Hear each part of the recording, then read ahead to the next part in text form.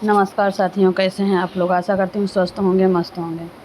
आज हम पढ़ने वाले हैं कक्षा 8वीं की हिंदी 7वां पाठ।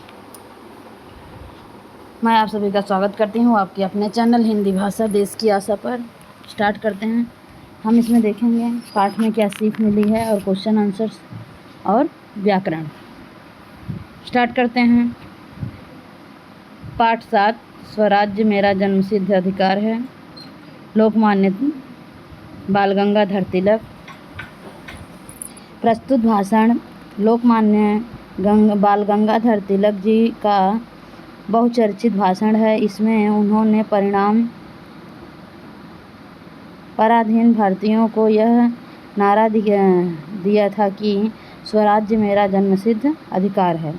उन्होंने लाखों करोड़ों भारतीयों में स्वतंत्र होने की भावना भर दी थी। तिलक जी का मानना है कि जिस प्रकार हमारी आत्मा को कोई भी शस्त्र, आग, जल का भयंकर रूप या आंधी समाप्त नहीं कर सकती, उसी प्रकार हमारा स्वतंत्र रहने का अधिकार भी हमसे कोई छीन नहीं सकता। ये है पाठ की सीख या विषय प्रवेश बोल सकते हैं। अब चलेंगे क्वेश्चन आंसर्स पर। परिच्छेद क्रमांक 1।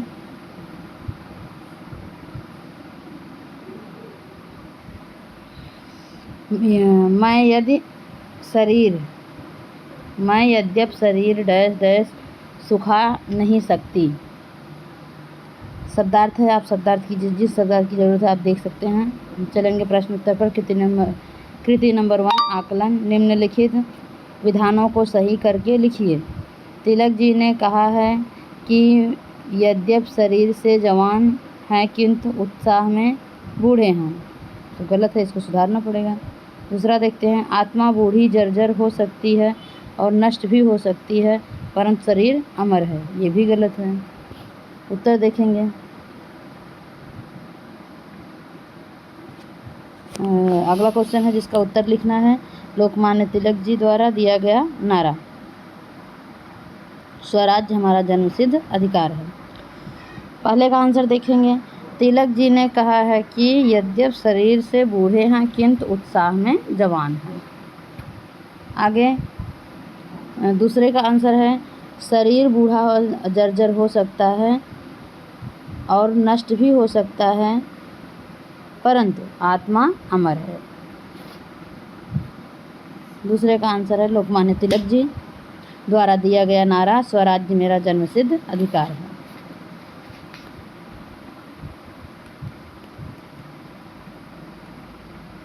कृति नंबर 2, आकलन। कृति पूर्ण की करो। जन्मसिद्ध अधिकार भावना की विशेषता, क्या विशेषता है? आंसर देखो। कोई हथियार इसे काट नहीं सकता।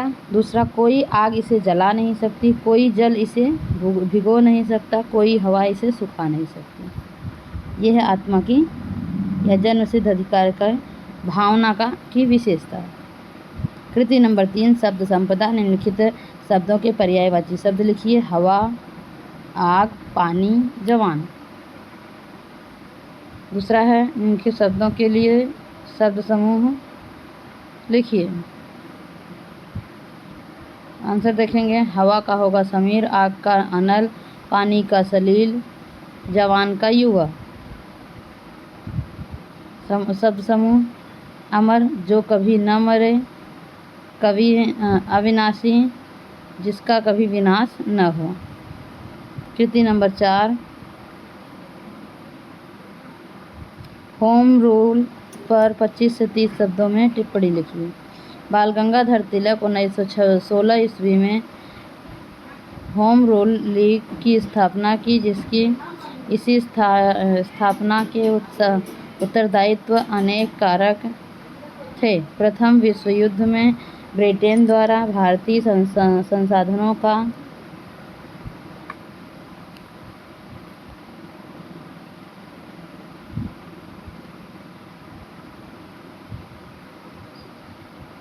खुलकर उपयोग किया गया है। इस क्षतिपूर्ण पूर्ति के लिए क्षतिपूर्ति के लिए युद्ध के उपरांत भारतीयों पर भारी कर लाद दिए गए। साथ ही जीवनोपयोगी वस्तुओं की कीमतें आसमान छूने लगी। शस्त्र भारतवासी सरकार विरोधी आंदोलन में भाग लेने हेतु तत्पर थे। राष्ट्रवादियों के एक वर्ग का मानना था कि सरकार का ध्यान आकर्षित करते हुए उस पर दबाव डालना आवश्यक है। होम रूल लीग की शाखाएं महाराष्ट्र, कर्नाटक, मध्य प्रदेश, मध्य प्रांत एवं बरार में खोली गई। स्वराज्य की मांग, भाषाई प्रांतों की स्थापना और तथा शिक्षा के प्रसार को लीग ने अपना मुख्य लक्ष्य घोषित किया। होम रूल आंदोलन धीरे धीरे लोकप्रिय होने लगा। इसके समर्थकों की संख्या बढ़ने लगी।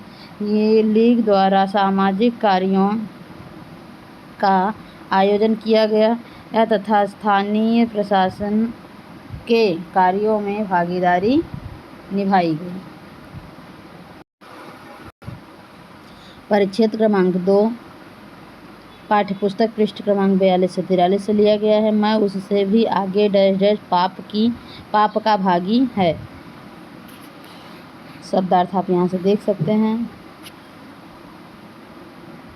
हम क्वेश्चन पे चलेंगे। कृति नंबर 1 आकलन परिच्छेद में इस अर्थ में आए शब्द क्या हैं? जैसे संकेत लिपि, उपयुक्तता, मूर्ख, नीति संबंधी। दूसरा है भारत के राजनीतिक का विज्ञान है। आंसर पे चलेंगे। संकेत लिपि, आशु लिपि। संकेत लिपि को क्या कहते हैं? आशु लिपि। उपयुक्तता, औचित्य, मूर्ख, अज्ञानी, नीति संबंधी, नैतिक। भारत के राजनीति का विज्ञान है वेद। भारत के राजनीति का विज्ञान है वेद। कृति नंबर 2 आकलन राजनीति विज्ञान के 2 भाग हैं। कौन कौन से? दैवी और राक्षसी। कृति नंबर 3 शब्द संपदा। निम्नलिखित शब्दों के वचन बदल कर लिखिए। आत्मा, आँखों, पर्दे, मैं। और दूसरा है परिच्छेद में प्रयुक्त उपसर्ग युक्त शब्द ढूंढकर मूल शब्द और उपसर्ग अलग करके लिखिए। आंसर देखते हैं। आत्मा, आत्माएं। आँखों, आँख। पर्दे, पर्दा। मैं, हम। और उपसर्ग युक्त शब्द स्वशासन, स्व प्लस शासन। विज्ञान, विधन, ज्ञान। कृति नंबर 4 स्वमत अभिव्यक्ति। स्वार्थ मनुष्य को अंधा कर देता है। विषय पर अपने विचार 25 से 30 शब्दों में लिखिए। स्वार्थ मनुष्य को अंधा कर देता है। स्वार्थ की भावना के वशीभूत होकर हम सच्चाई को स्वीकार नहीं कर पाते। स्वार्थी मनुष्य अपना स्वार्थ सिद्ध करने के लिए किसी भी सीमा तक जा सकता है। अपना काम निकल जाने के बाद वह सहायता करने वाले की ओर मुड़कर भी नहीं देखता। यह भी नहीं सोचता कि उसके ऐसे व्यवहार के लिए लोग उसके बारे में क्या सोचेंगे, क्या कहेंगे। परंतु इस तथ्य का एक दूसरा पहलू भी है। स्वार्थी लोगों की वास्तविकता से दूसरे लोग शीघ्र ही परिचित हो जाते हैं और उनसे दूर रहने लगते हैं। स्वार्थी का कोई सच्चा मित्र नहीं होता, अतः हमें स्वार्थ से दूर रहना चाहिए। परिच्छेद क्रमांक 3 पाठ्यपुस्तक पृष्ठ क्रमांक 43 से है। कुछ लोगों में डैश डैश पास कर दिया गया। शब्दार्थ देख सकते हैं। कृति नंबर 1 आकलन। सही विकल्प चुनकर वाक्य फिर से लिखिए। इंग्लैंड भारत की सहायता से बेल्जियम, लक्ज़मबर्ग, आयरलैंड जैसे छोटे देश को संरक्षण देने का प्रयास कर रहा है। दूसरा, कांग्रेस अंग्रेज़ों रानी विक्टोरिया ने स्वशासन का प्रस्ताव पास कर दिया। दूसरा, आकृति पूर्ण कीजिए। शिक्षा के अंग कौन कौन से हैं वो बताना है। आंसर पे चलेंगे। इंग्लैंड भारत की सहायता से बेल्जियम जैसे छोटे देश को संरक्षण देने का प्रयास कर रहा है। दूसरा, कांग्रेस ने स्वशासन का प्रस्ताव पास कर दिया। शिक्षा के अंग राजनीति और धर्म। तृतीय नंबर 2, आकलन। निम्नलिखित कथनों को क्रमानुसार फिर से लिखिए। अपने जन्मसिद्ध अधिकार की रक्षा में ही हमारे देश का हित छिपा है। दूसरा, अपने राष्ट्र की आत्मा की रक्षा के लिए हमें कठोर प्रयास करने चाहिए। आंसर 2 ऑप्शन और है, वो भी देख लो। धार्मिक और राजनीतिक शिक्षाएं भिन्न नहीं हैं। राजनीति के विज्ञान में सभी दर्शन समाये हैं। आंसर देखो, सबसे पहले आएगा धार्मिक, मतलब तीसरा, धार्मिक और राजनीतिक शिक्षाएं भिन्न नहीं हैं। फिर आएगा राजनीति के विज्ञान में सभी दर्शन समान हैं, मतलब चौथा। फिर आएगा अपने राज्य की आत्मा की रक्षा के लिए हमें कठोर प्रयास करने चाहिए। लास्ट में आएगा अपने जन्मसिद्ध अधिकार की रक्षा में हमें देश का हित छिपा है, में ही हमारे देश का हित छिपा है। कृति नंबर 3, शब्द संपदा। परिच्छेद में प्रयुक्त विशेषण ढूंढकर लिखिए। कितने? 4। दूसरा, परिच्छेद में प्रयुक्त प्रत्ययुक्त शब्द ढूंढकर लिखिए। ढूंढकर मूल शब्द और प्रत्यय अलग करके लिखिए। आंसर पे चलेंगे। कठोर विशेषण विदेशी, लोभी, दयालु, कृपालु। और प्रत्ययुक्त शब्द है धार्मिक,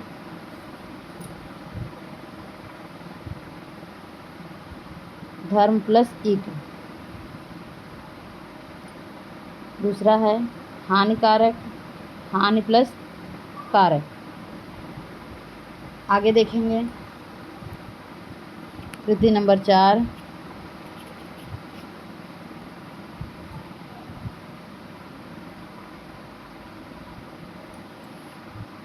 कृति नंबर 4 है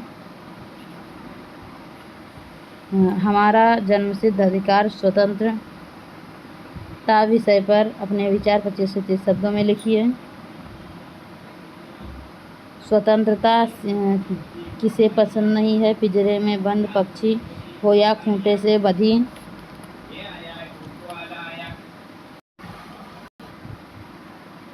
खूंटों से बंधी गाय, सभी बंधन मुक्त होना चाहते हैं। पिंजरे में बंद पक्षी को हर प्रकार की सुख सुविधा मिलती है, अच्छा खाना मिलता है, पानी मिलता है, किसी भी प्रकार का खतरा नहीं होता। फिर भी वह पिंजरे से निकलकर भागने का खेल खुले आसमान में स्वतंत्र उड़ान भरने का प्रयास निरंतर करता रहता है। जब बुद्धिहीन पशु पक्षियों की यह दशा है, फिर मनुष्य को तो इस सृष्टि का सर्वश्रेष्ठ प्राणी है, वह भला बंधनों में कैसे रह सकता है। प्रत्येक प्राणी का जन्मसिद्ध अधिकार है स्वतंत्रता। ईश्वर ने अपने इस सुंदर सृष्टि में सभी प्राणियों को स्वतंत्र जीवन दिया है। फिर किसी भी मनुष्य को किसी दूसरे की स्वतंत्रता को हनन करने का अधिकार किसने दिया? परतंत्रता जीवन का सबसे बड़ा अभिशाप है।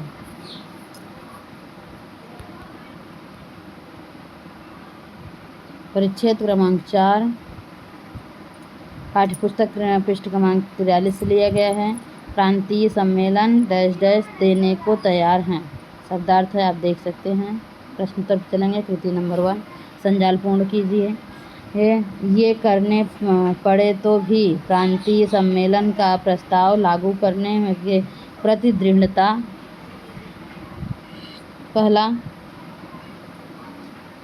ऐसे प्रयास हमें मरुभूमि में ही ले जाएं। दूसरा, हमें अज्ञातवास में रहना पड़े। तीसरा, हमें कितने ही कष्ट उठाने पड़ें। चौथा, हमें जान ही गंवानी पड़े। कृति नंबर 2, आकलन निम्नलिखित विधानों को सही करके लिखिए। प्रांतीय सम्मेलन अंग्रेजी की देन है। दूसरा है, वाक्य पूर्ण कीजिए। हम सभी संवैधानिक और विधि सम्मत तरीकों से डैश डैश क्या है वो लिखना है। अगला है, जॉर्ज ने खुलकर स्वीकार किया है कि भारत के सहयोग के बिना डैश डैश। आंसर पे चलेंगे। प्रांतीय सम्मेलन कांग्रेस की देन है। कांग्रेस सही हुआ, अब यहाँ पर गलत था। दूसरा, हम सभी संवैधानिक और विविध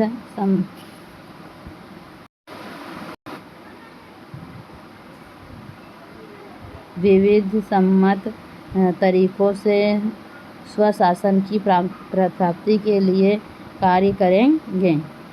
अगला है, जॉर्ज ने खुलकर स्वीकार किया है कि भारत में के सहयोग के बिना इंग्लैंड अब चल नहीं सकता। कृति नंबर 3, शब्द संपदा परिच्छेद में प्रयुक्त भाववाचक संज्ञा ढूंढकर लिखिए। दूसरा है, निम्नलिखित शब्दों के विलोम शब्द लिखिए। उत्तर देखेंगे। आदेश, बहादुरी, परिचय, अज्ञातवास, पाल, ये थे भाववाचक संज्ञा। और विलोम शब्द, पालन, उल्लंघन, संभव, असंभव, सहयोग, असहयोग, संवैधानिक, असंवैधानिक। कृति नंबर 4, स्वमत अभिव्यक्ति। प्रथम विश्व युद्ध में फ्रांस में भारतीय सैनिकों की वीरता विषय पर अपने विचार लिखिए 25 से 30 शब्दों में। प्रथम विश्व युद्ध सन 1914 से 1918 तक मुख्य रूप से यूरोप, एशिया और अफ्रीका 3 महाद्वीपों और समुद्र, धरती तथा आकाश में लड़ा गया। इस समय भारत औपनिवेशिक शासन के अधीन था। 52 महीने तक चलने वाले इस युद्ध में 10 लाख भारतीय सैनिकों ने अलग अलग स्थान पर अपनी सेवाएं दी थी। फ्रांस में भारतीय सैनिकों ने ब्रिटिश सेना के साथ असाधारण वीरता का परिचय दिया। भारतीयों के सदस्य साहस के कारण यहाँ की लड़ाई ज़्यादा दिन तक नहीं चल सकी कि 6 भारतीयों को ब्रिटेन के सर्वोच्च वीरता सम्मान विक्टोरिया फ्रांस से सम्मानित किया गया।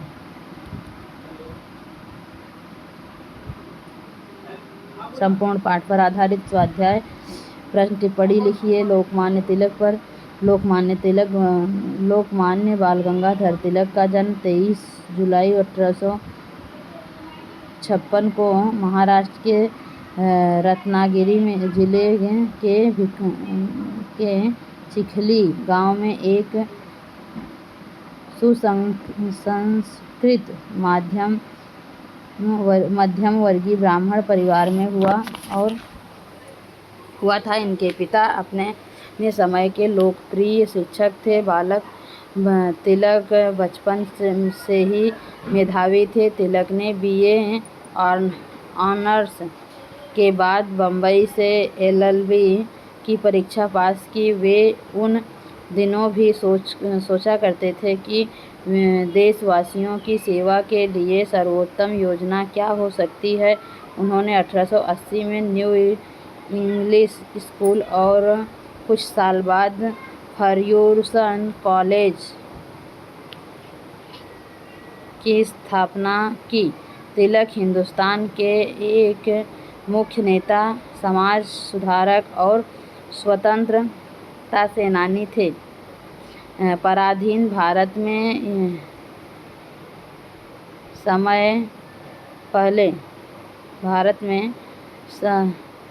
समय से पहले उन्होंने ही पूर्ण स्वराज्य की मांग उठाई थी। सबसे पहले उन्होंने ही पूर्ण स्वराज्य की मांग उठाई थी। किसने? तिलक जी ने। लोग सम्मान के साथ उन्हें लोकमान्य नाम से पुकारते थे। तिलक ने जन जागृति के लिए महाराष्ट्र में गणेश उत्सव और शिवाजी उत्सव मनाना शुरू किया। उन्होंने मराठी में मराठा दर्पण व केसरी नाम से 2 समाचार पत्र किए। इनमें अंग्रेजी शासन की क्रूरता का चित्रण, अंग्रेजी के अन्याय के विरुद्ध संघर्ष की प्रेरणा और जनता में देश प्रेम की भावना जगाने का प्रयास किया जाता था। तिलक अपने क्रांतिकारी विचारों के लिए जाने जाते थे। देश की अथक सेवा करते हुए वे भारत माता का यह सपूत 1 अगस्त 1920 को और चिरनिद्रा में लीन हो गया। जन्म था 1853 में, मृत्यु हुई 1920 में। व्याकरण और भाषा ज्ञान। 5 सहायक और प्रेरणार्थक क्रियाओं का अपने स्वतंत्र वाक्यों में प्रयोग कीजिए। सहायक क्रियाएं: छुट्टियों में रोज घूमने जाया करेंगे। दूसरा, छुट्टियों में वैभव बस में नहीं चढ़ सका। तीसरा, इच्छा न होते हुए भी मुझे दवा पीनी पड़ी। चौथा, मैंने भिखारी को कंबल दे दिया। या 5वां, पेट में दर्द होने के कारण संध्या सारी रात रोती रही। दूसरा, प्रेरणार्थक क्रियाएं: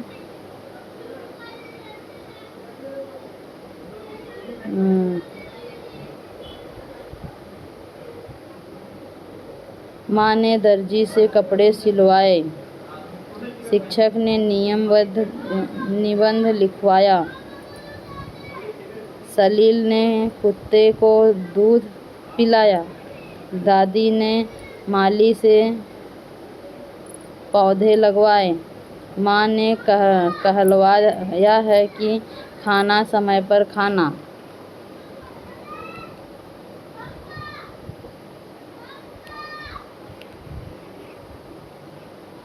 आगे सूचनाओं के अनुसार कृतियाँ कीजिए। अधोरेखांकित शब्दों का शब्दभेद पहचान कर लिखिए। पहला, 5000 वर्ष पुराने एक राष्ट्र के बारे में सारी धारणाएं बदलनी होंगी। दूसरा, फ्रांसीसी रणभूमि में भारतीय सैनिकों ने ब्रिटिश सैनिकों की जान बचाकर अपनी बहादुरी का परिचय दिया। इसमें 5000 संख्यावाचक विशेषण, बहादुरी भाववाचक संज्ञा। सहायक क्रिया: निम्नलिखित वाक्यों में से सहायक क्रिया पहचान कर उनका मूल रूप लिखिए। यह कैसे कह सकता है कि हमें स्वशासन नहीं मिलना चाहिए। अगला, जॉर्ज ने खुलकर स्वीकार किया कि भारत के सहयोग के बिना इंग्लैंड अब चल नहीं सकता। उत्तर, सहायक क्रिया चाहिए, सकता। मूल क्रिया चाहना, सकना।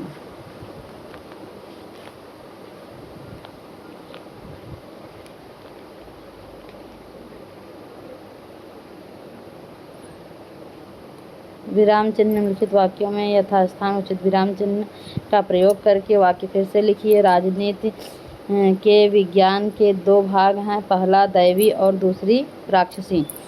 दूसरा, शरीर बूढ़ा जर्जर हो सकता है और नष्ट भी हो सकता है, परंतु आत्मा अमर है।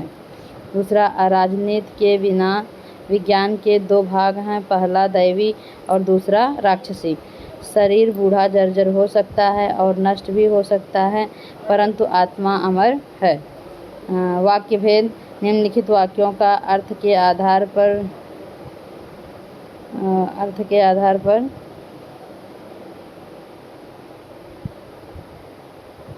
एक मिनट। उत्तर है, राजनीति विज्ञान के 2 भाग हैं, पहला दैवी और दूसरा राक्षसी। फिर दूसरा है, शरीर बूढ़ा जर्जर हो सकता है और नष्ट भी हो सकता है, परंतु आत्मा अमर है। वाक्य भेद: निम्नलिखित वाक्यों का अर्थ के आधार पर दी गई सूचनाओं के अनुसार कृतियाँ कीजिए या परिवर्तन कीजिए। अब मैं जो कुछ बोल रहा हूँ हूँ वह चिर युवा है, निषेधार्थक में करना है। दूसरा, प्रांतीय सम्मेलन क्रांति कांग्रेस की देन है, ये प्रश्नवाचक में करना है। आंसर देखो, अब मैं जो कुछ बोलने जा रहा हूँ वह चिर युवा नहीं है। दूसरा, क्या प्रांतीय सम्मेलन कांग्रेस की देन है?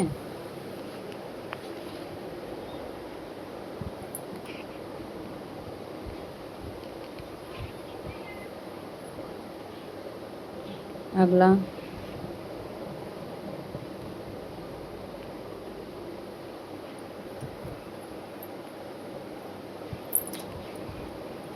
उपयोजित लेखन अपने विद्यालय में आयोजित स्वच्छता अभियान का वृत्तांत लिखिए। 30 जनवरी 1922 से 28 फरवरी 2022 तक शांति देवी विद्यालय पुणे स्वच्छता अभियान का आयोजन किया गया। इस अभियान में 8वीं से 12वीं कक्षा के छात्र छात्राओं ने भाग लिया। प्रत्येक कक्षा को एक सप्ताह के लिए विद्यालय की स्वच्छता का काम संभालना पड़ा था। विद्यालय की स्वच्छता का काम संभालना था। विद्यालय कप्तान नेहा जैन ने प्रत्येक कक्षा के 40 विद्यार्थियों की 5 प्रत्येक कक्षा के टोलियां बनाई और प्रत्येक टोली को एक भाग की स्वच्छता की देखरेख का काम सौंप दिया। विद्यालय के चारों ओर बाग बगीचा, खेल का मैदान, शौचालय, पानी पीने का स्थान तथा कक्षाओं के आगे के बरामदे। नेहा ने प्राचार्य जी से प्रार्थना की कि विद्यालय की छुट्टी के बाद प्रत्येक कक्षा के लिए एक सप्ताह के लिए एक कालांश बढ़ा दिया जाए, जिसमें सभी विद्यार्थी स्वच्छता का काम अच्छी तरह से कर सकें। नेहा पूरा कालांश एक टोली के पास जाकर उनके काम का निरीक्षण करती थी। प्राचार्य जी ने स्वच्छता अभियान का अच्छी तरह से निरीक्षण किया। प्रार्थना सभा में विद्यालय कप्तान नेहा जैन और सभी विद्यार्थियों की प्रशंसा की, उन्हें साधुवाद दिया। साधुवाद मतलब आशीर्वाद। मौखिक कसौटी है, अगर आपके काम की है तो आप देख सकते हैं। इस वीडियो को यहीं समाप्त करते हैं। धन्यवाद। अच्छा लगे तो लाइक करें, शेयर करें और सब्सक्राइब करें।